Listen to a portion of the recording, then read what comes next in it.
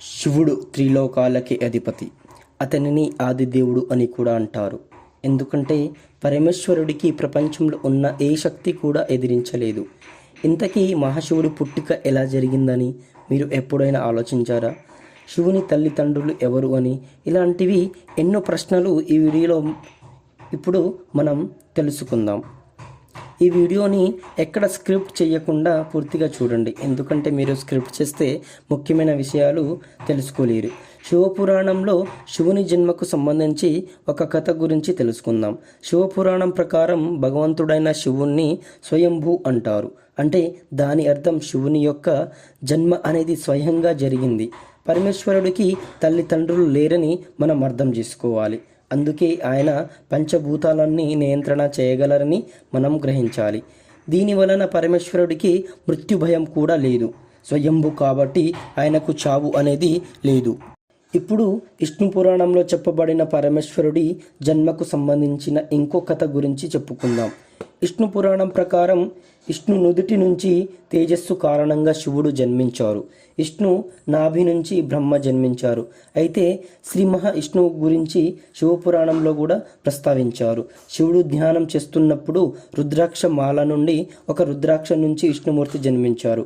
ఇక్కడ మీరు ఒక విషయం గమనించినట్లయితే శివపురాణం మరియు విష్ణు పురాణం రెండు ఒకదానికొకటి పూర్తిగా వ్యతిరేకంగా ఉన్నాయి. ఇవే కాకుండా శివుని జన్మకు సంబంధించి ఇంకొక పురాతనమైన కథ కూడా ప్రాచుర్యంలో ఉంది. అయితే ఆ కథ ఏంటి అంటే, ఒకానొక సమయంలో విష్ణుమూర్తికి బ్రహ్మకి ఒక గొడవ జరిగింది. అలా ఆ మాట్లాడుట సమయంలో శివుడు ఒక మెరుస్తున్న స్తంభంలాగా ప్రత్యక్షమయ్యాడు. బ్రహ్మ విష్ణువులకు ఇద్దరికి కూడా అక్కడ ఏం జరుగుతుందో కొన్ని నిమిషాల పాటు అర్థం కాలేదు. అంతలో వారికి అకస్మాత్తుగా ఒక ఆకాశవాణి వినిపించింది. మీలో ఎవరైతే పై భాగాన్ని కనుక్కుంటారో వాళ్ళే గొప్ప అని మాట వినిపించింది. అది విన్న వెంటనే బ్రహ్మ ఒక పక్షిలాగా మారి పైకి ఎగరడం మొదలుపెట్టాడు. విష్ణుమూర్తి వరాహరూపం దాల్చి స్తంభం యొక్క చివరి భాగాన్ని వెతకడానికి బయలుదేరుతాడు. అలా చాలాసేపు ఎతికిన తర్వాత బ్రహ్మ విష్ణు ఇద్దరు కూడా ఊటిమని అంగీకరించారు. ఆ తరువాత పరమేశ్వరుడు స్తంభ రూపాన్ని వదిలి అసలైన రూపంలో మారిపోతాడు.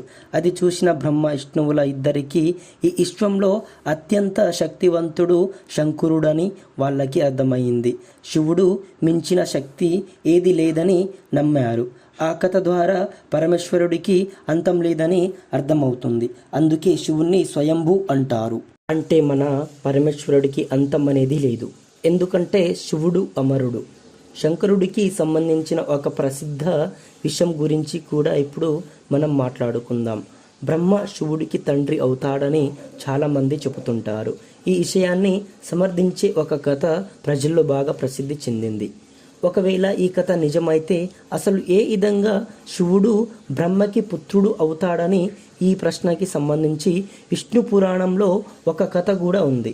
విష్ణు పురాణం ప్రకారం భూమి ఆకాశంతో పాటు అనంత విశ్వం నీటిలో మునిగిపోయింది. ఆ సమయంలో విష్ణుమూర్తి తప్ప అక్కడ ఎవరూ లేరు. కేవలం ఆయన మాత్రం నీటి మీద తేలుతూ ఉన్నారు. ఆ తర్వాత విష్ణువు నాభి నుంచి ఒక కమలం పుష్పం రూపంలో బ్రహ్మ జన్మించారు. బ్రహ్మ విష్ణువులు ఇద్దరు ఈ విశ్వం గురించి మాట్లాడుతున్నప్పుడు మధ్యలో శివుడు ప్రత్యక్షం అవుతాడు.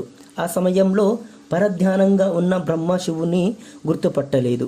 దానితో పరమేశ్వరుడు అక్కడి నుంచి మాయమైపోతాడు. ఇదంతా గమనించిన విష్ణుమూర్తి బ్రహ్మకి దివ్య దృష్టి ప్రసాదించి శివుడి గురించి గుర్తు చేస్తాడు. ఆ తర్వాత బ్రహ్మదేవుడు తన తప్పు తెలుసుకుని శివునిని క్షమాపణ అడిగి తన పుత్రుడిగా జన్మించమని శివుని అడుగుతాడు.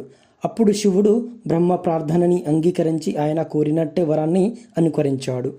ఈ సృష్టిని సృష్టించే సమయంలో బ్రహ్మకి ఒక పిల్లవాడి అవసరం పడింది. అప్పుడు శివుడి యొక్క ఆశీర్వాదం బ్రహ్మదేవుడికి గుర్తొచ్చింది. వెంటనే శివుని కోసం బ్రహ్మ తపస్సు చేయడం మొదలుపెట్టాడు. ఒక బాలుడు రూపంలో బ్రహ్మ ముందు పరమేశ్వరుడు ప్రత్యక్షమయ్యాడు. ఆ బాలుడు బ్రహ్మ ముందు నిలబడి ఏడుస్తున్నాడు.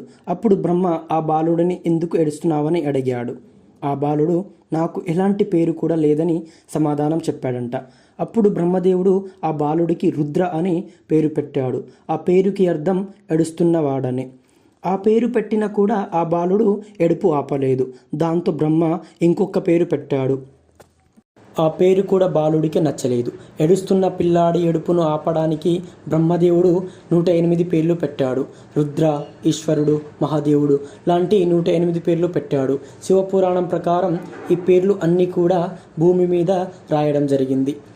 శ్రీమతేదేవి పురాణంలో కూడా శివుని జన్మ గురించి రాయడం జరిగింది. ఈ మహాపురాణం ప్రకారం ఒకసారి నారదుడు తన తండ్రి బ్రహ్మను ఈ సృష్టి ఎవరు సృష్టించారని బ్రహ్మదేవుని అడిగాడంట. దానితో పాటు త్రిమూర్తుల యొక్క తల్లిదండ్రులు ఎవరని అడిగారు. నారదుడు ఇలాంటి ప్రశ్నలు అడగడంలో బ్రహ్మదేవుడు వీటికి సమాధానం చెప్తాడు. ఆ దుర్గాదేవి మా ముగ్గురికి తల్లి అని చెప్తాడంట. ఆ కాల సదాశివుడు మా త్రిమూర్తులకి తండ్రి అని నారదుడికి చెప్తాడు. ఈ పురాణంలో బ్రహ్మ విష్ణువుల మధ్య గొడవ గురించి కూడా చర్చించారు. దేవి పురాణం ప్రకారం బ్రహ్మకు విష్ణుమూర్తి మధ్య గొడవ జరిగింది. ఈ గొడవకి కారణం బ్రహ్మదేవుడు ఈ సృష్టికి తానే సృష్టించడానికి చెప్పడం వల్ల ఈ గొడవ జరిగింది. దీని సమాధానంగా విష్ణుమూర్తి నేనే మీకు తండ్రిని, ఎందుకంటే నువ్వు నా నాభి నుంచి జన్మించావని చెప్పడం. ఈ ఇద్దరి మధ్య గొడవ పెరుగుతూ వచ్చింది. ఈ విషయాన్ని గమనించిన కాలశివుడు అక్కడికి వచ్చి ఈ విశ్వాన్ని నేను మీ చేతుల్లో పెట్టాను. ఈ సంసార సాగరాన్ని నిర్వహించాలని ఈ బాధ్యతను అప్పగించాను. సృష్టి కార్యం చేయడమే మీ బాధ్యత. పరమేశ్వరుడికి సృష్టి వినాశనం బాధ్యత అప్పగించాను. అంతేకాకుండా సదాశివుడు దేవి మహాపురాణంలో మరికొన్ని విషయాలను చెబుతూ నాకు 5 ముఖాలు ఉన్నాయి. 1 ఆకారం, 2 ఉకారం, 3 ముకారం, 4 బిందు, 5వ ముఖం నుండి శబ్దం వచ్చాయి. ఈ 5 ముఖాలు కలిస్తే ఓంకార నాదస్వరం వినిపిస్తుంది. ఓంకారాన్ని శివుని మూలమంత్రంగా చెప్పుకుంటాము. సదాశివుడు ఇంత చేసిన తర్వాత ఈ బ్రహ్మాండం మొత్తంలో శివుడే అత్యంత శక్తివంతుడు అనే విషయం బ్రహ్మ విష్ణు ఇద్దరికీ అర్థమవుతుంది.